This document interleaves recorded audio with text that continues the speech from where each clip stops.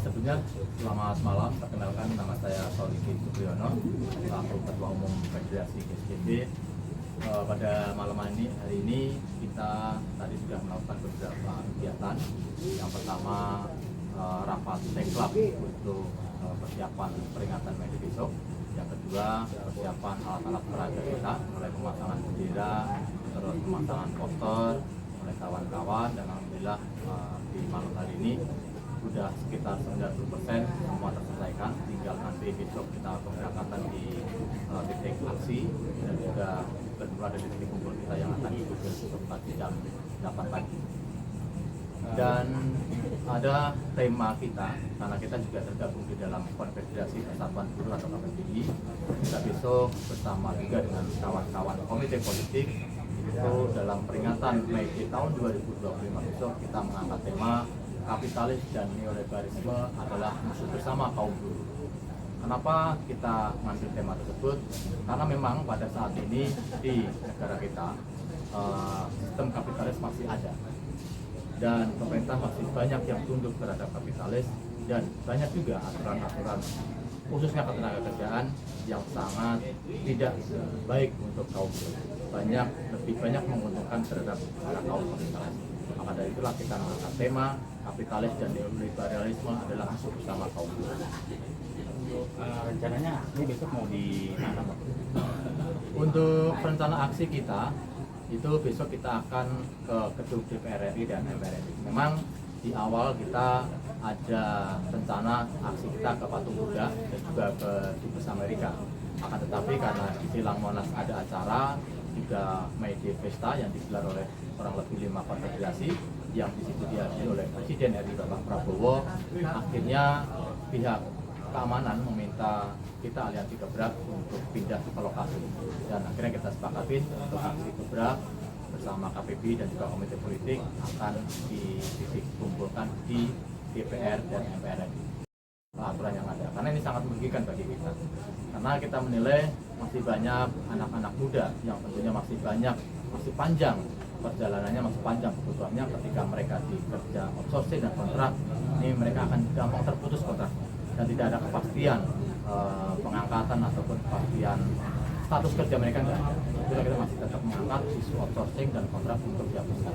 Yang kedua, terkait kita menginginkan adanya disahkannya undang-undang perampasan aset, karena kita menilai saat ini banyak para pemimpin negara kita yang melakukan korupsi yang tentunya sangat menyengsarakan atau merugikan kepada rakyat, dan sampai saat ini juga tidak ada undang-undang yang mengatur terhadap perampasan aset.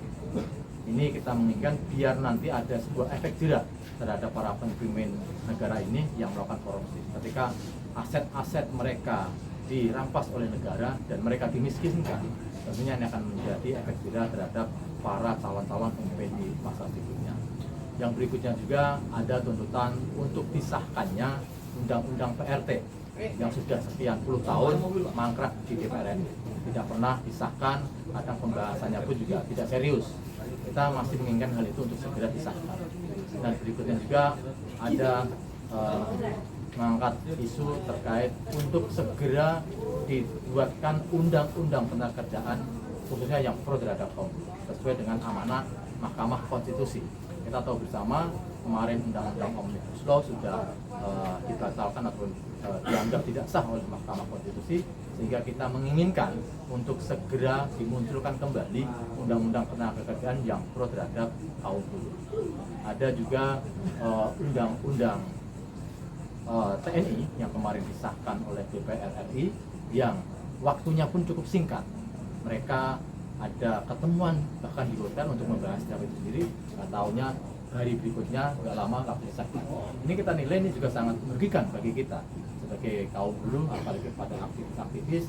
Contoh kemarin sudah terjadi di UI, ada beberapa mahasiswa yang mengadakan diskusi, akhirnya disambangi oleh pihak aparat keamanan, mereka dibubarkan. Dan itu juga ada kalau nggak salah di Jogja pun itu sama. Maka kita menilai undang-undang TNI ini sangat tidak bagus buat kita. Kita tidak menginginkan orde baru muncul kembali di Republik ini. Untuk itulah kita minta rancangan undang-undang TNI yang sudah sahkan ini untuk dicabut kembali.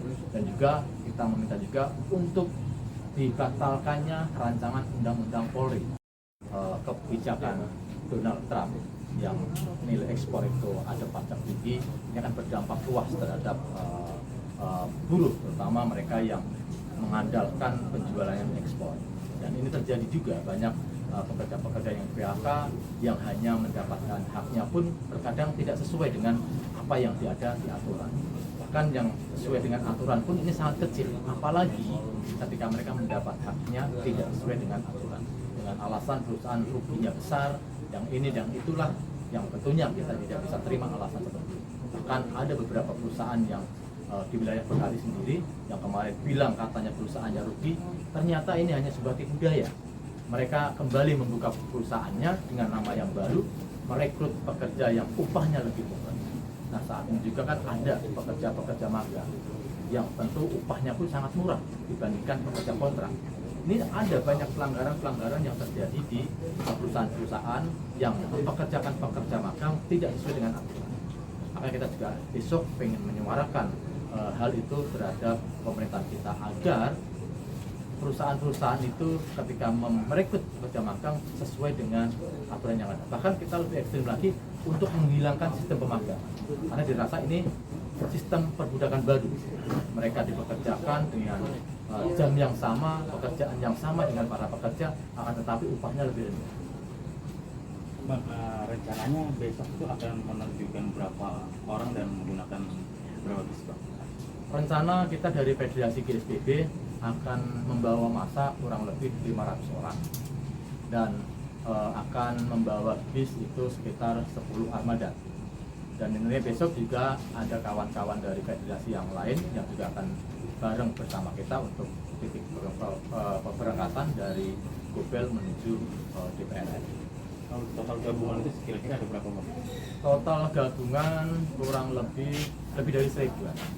Dari kita kan Federasi GSBB untuk di kabupaten itu tergabung di dalam Aliansi Perak, dan kebetulan Aliansi Perak itu ada sekitar kurang lebih 10-9 federasi yang juga besok akan berangkat memperingati peringatan May Day, dan titik aksinya pun sama, satu tempat, yaitu di DPR RI. Nah, kemungkinan kalau secara Aliansi Perak bisa mencapai angka 1000 orang untuk pergi ke DPR RI memperingati perayaan May Day besok. Udah, Pak.